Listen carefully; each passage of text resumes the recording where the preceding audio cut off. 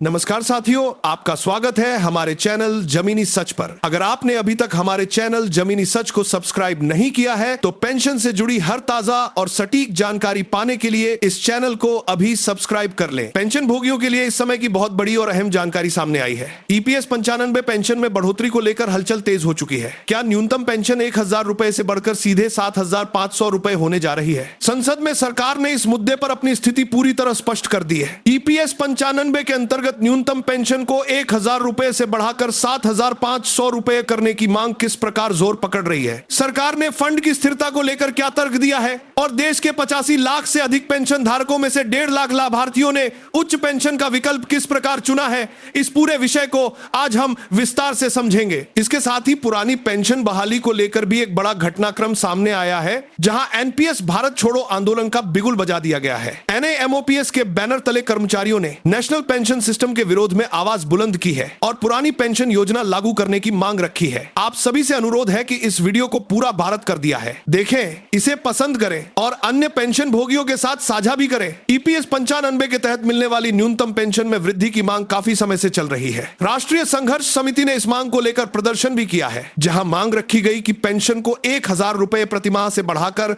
सीधे 7500 रुपए प्रतिमाह किया जाए। पेंशन भोगियों का कहना है कि वर्तमान परिस्थितियों में 1000 रुपए में गुजारा करना बेहद कठिन है। संसद में जब सरकार से पूछा गया कि क्या न्यूनतम पेंशन राशि बढ़ाने की कोई तैयारी चल रही है, तो श्रम और रोजगार राज्य मंत्री शोभा करंदलाजे ने स्थिति साफ की।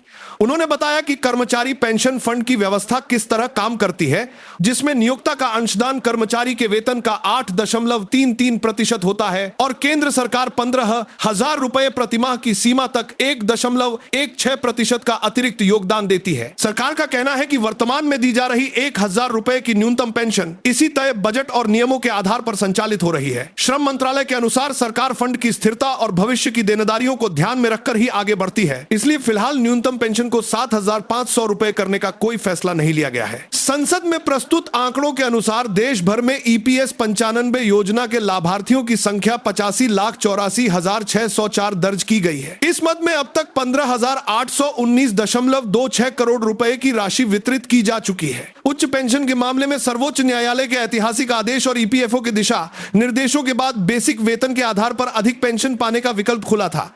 इसके तहत 15 लाख आवेदनों में से लगभग 1.5 लाख पेंशन पेमेंट ऑर्डर जारी किए जा चुके हैं। दूसरी तरफ पुरानी पेंशन बहाली को लेकर एनपीएस भारत छोड़ो अभियान के तहत जमुई जिला मुख्यालय स्थित अंबेडकर चौक पर विभिन्न विभागों के कर्मचारियों और शिक्षकों ने जोरदार प्रदर्शन किया। प्रदर्शनकारियों ने नई पेंशन व्यवस्था और एकीकृत पेंशन प्रणाली के लिए की आपसे आर्दू की तरफ दुनिया के 2000 भारत करने के लिए ईपीएस भारत छोड़ो अभियान के तहत का कड़ा विरोध करते हुए बिना किसी शर्त के पुरानी पेंशन व्यवस्था को तत्काल लागू करने की मांग दोहराई। संगठन के जिला अध्यक्ष अवधेश कुमार ताती ने कहा कि पुरानी पेंशन कोई खैरात नहीं बल्कि कर्मचारियों का अधिकार है। जीवन का ऊर्जावान समय सेवा में देने के बाद सुरक्षित भविष्य केवल पुरानी पेंशन से ही संभव है। जिला कोषाध्यक्ष मुकेश कुमार सिंह ने कहा, जीवन का ऊर्जावान समय सेवा में देने के बाद धूस सुरक्षित भविष्य केवल पुरानी पेंशन से ही संभव है।